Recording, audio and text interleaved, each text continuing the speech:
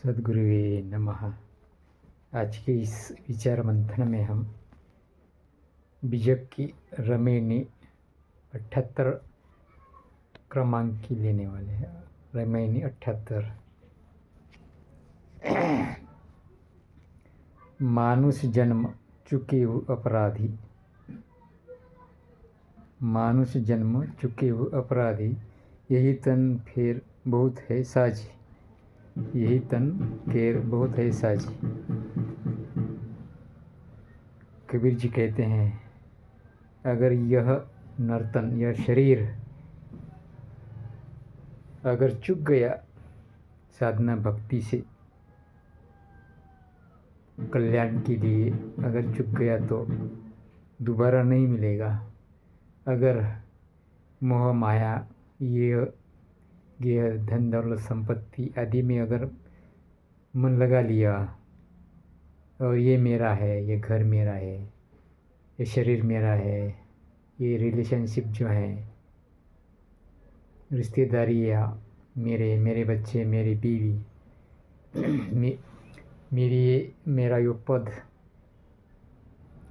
ये कमाई का साधन सब मेरा मेरा करते अगर ये अनमोल जीवन गंवा दिया तो, चूक गया तो मानुष जन्म दोबारा नहीं मिलेगा। ये साधन है, शरीर यह साधन है, ये योग का साधन है, शरीर भोग का साधन नहीं है। इसका सदुपयोग करना चाहिए, अच्छा इस्तेमाल करना चाहिए, सदुपयोग, नहीं तो तुम अपराधी बन जाओगे। अपराधी का मतलब होता है तुम्हारा पुनर्जन्म होगा, वहीं कष्ट, वही परेशानियाँ, वही जन्म, वही मृत्यु, जन्म मृत्यु का चक्र जो है, वही फेरे में आप पड़ जाओगे, जन्म मृत्यु के चक्र में। इसलिए कबीर जी कहते हैं कि आप सुधर जाओ और अपना जो उद्देश्य है उस उद्देश्य की तरफ ध्यान दो, भक्ति करो। जिस तन के लिए आप गर्व कर रहे हो उस तन के बहुत साझेदार हैं, हिस्सेदार हैं। यही तन के बहुत है साझी, इस तन के, इस शरीर के बहुत साझेदार है, हिस्सेदार हैं। बाट देख रहे हैं, राह देख रहे हैं, इंतज़ार कर रहे हैं।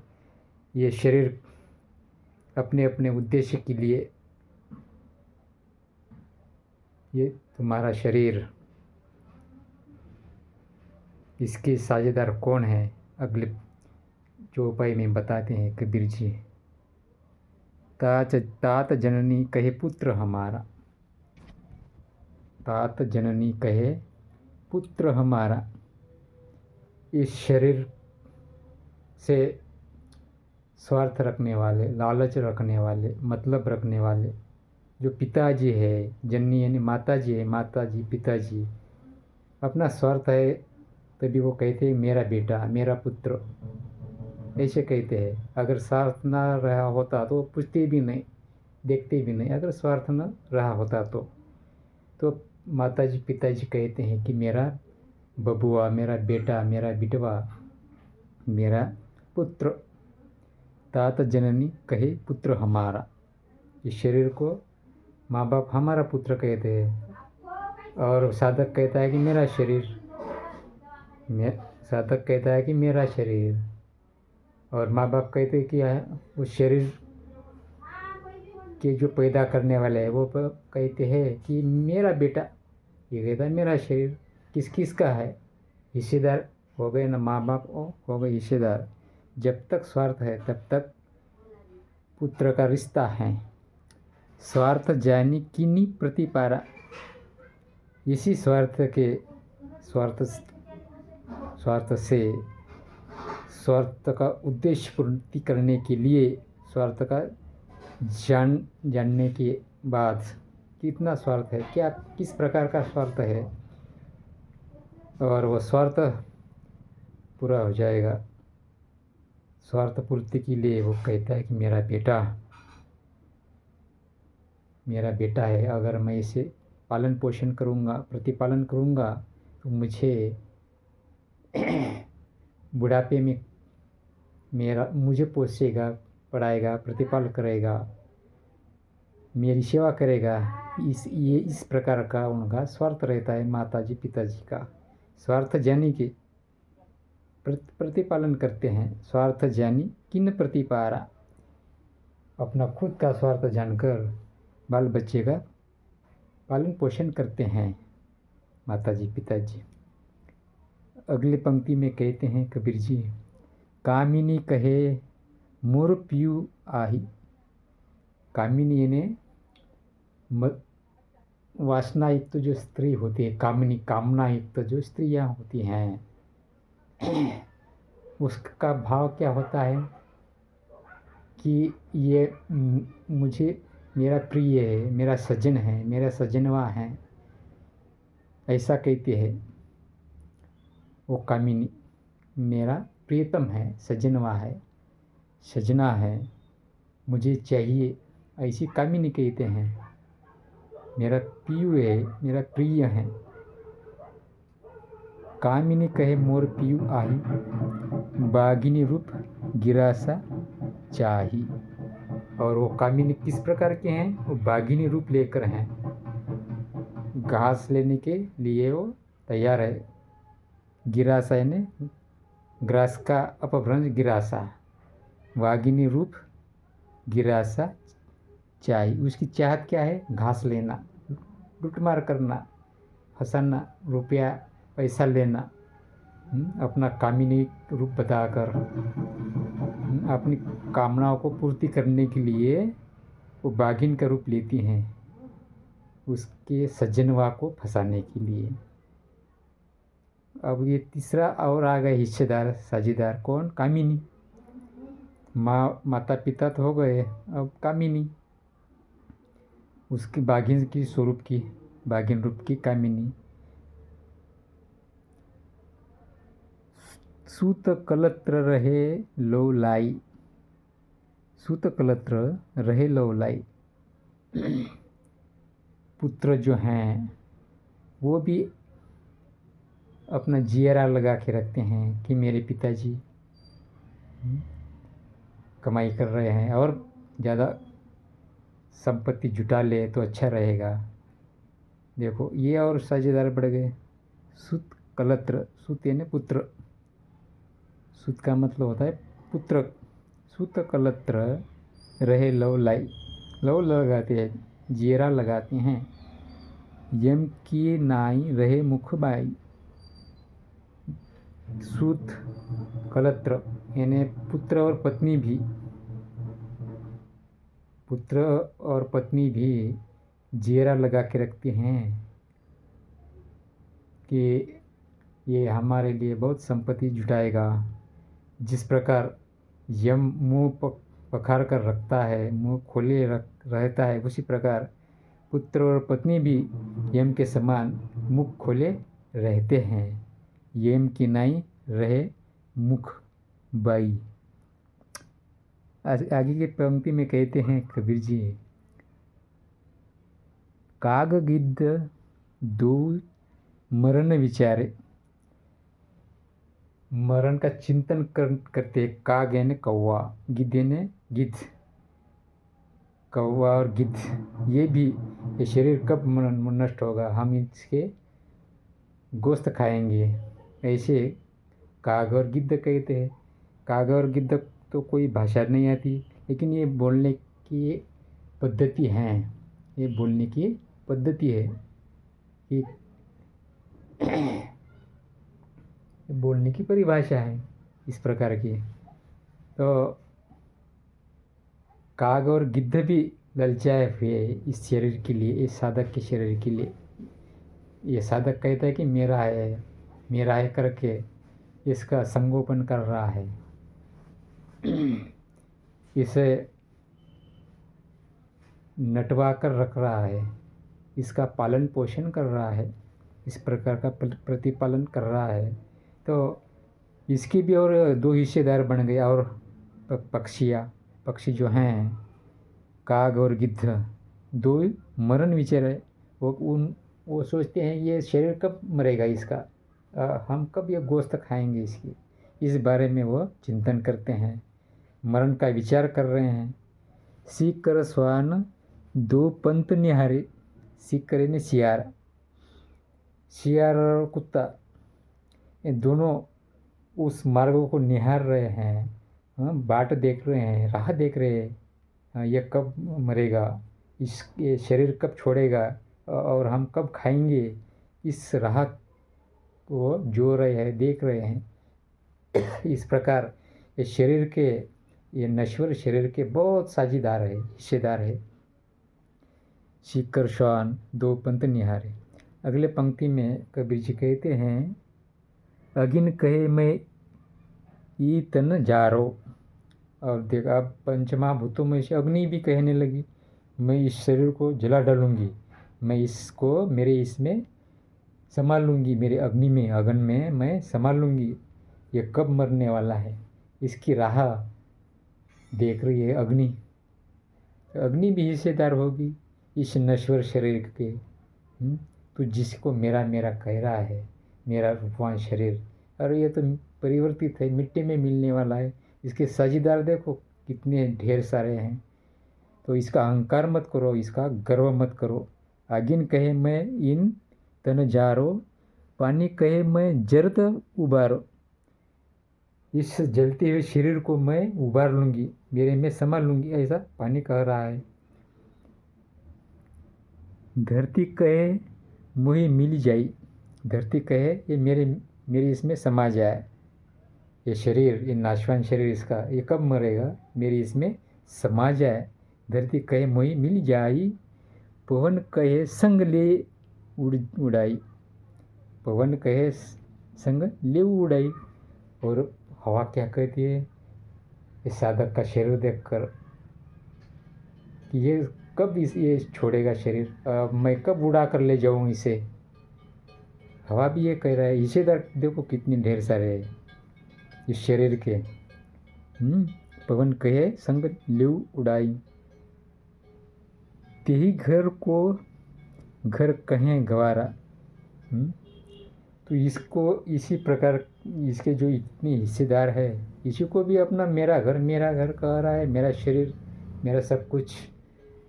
तो ये इसके जितने हिस्सेदार है, ये तो पंचायत का शरीर है पांचों तत्वों का, ये तो लूटने वाले हैं।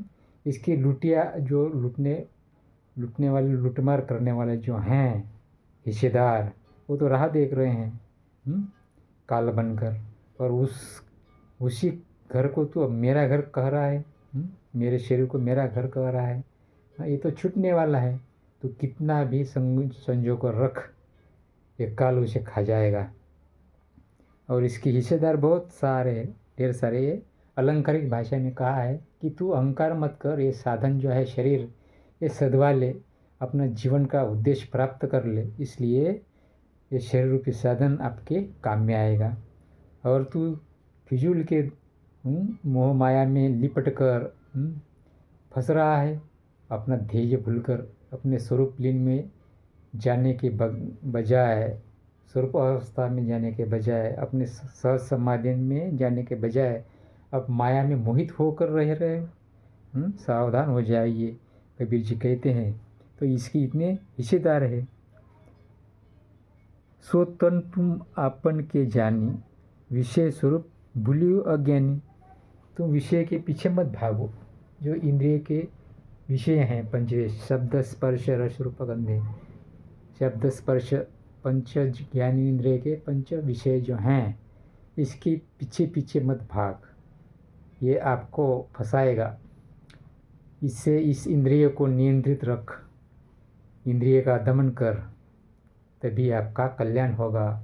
और इसका जो खुराक है विषय, उसे वो विषय के पीछे मत भगा, उसे खींचो, पीछे खींचो, से मत जाने दो। मन गया तो जाने दे, मत जाने दे शरीर, ना खींचे कमान तो कहाँ लगेगा तीर। मन अगर संकल्प कर लिया, लेकिन शरीर मत जाने दे, इंद्रियों को दमन कर, इंद्रियों को दमन कर, तभी आपका कल्याण होगा। नहीं तो उस विषय के पीछे पीछे भागोगे तो आपका खुद का दमन हो जाएगा। जन्म मृत्यु का फेरा आपके पीछे लग जाएगा जन्म जन्म तक। तो इस प्रकार कहते हैं कि विषय का त्याग करो, विषय त्याग ही वैराग्य है। और विषय के पीछे लगकर आप अपने स्वरूप को ही भूल गए हो अज्ञानी बनकर। इसलिए जितना जो कुछ विषय हैं वो संतुलित रखो, उसको पहचानो और संयत रहो, संयमित रहो, संयमित रह के जीवन जियो और अच्छी तरह जियो और अपना जो साधन है शरीर ये कल्याण की राह पर ले जाओ, तभी आपका कल्याण होगा।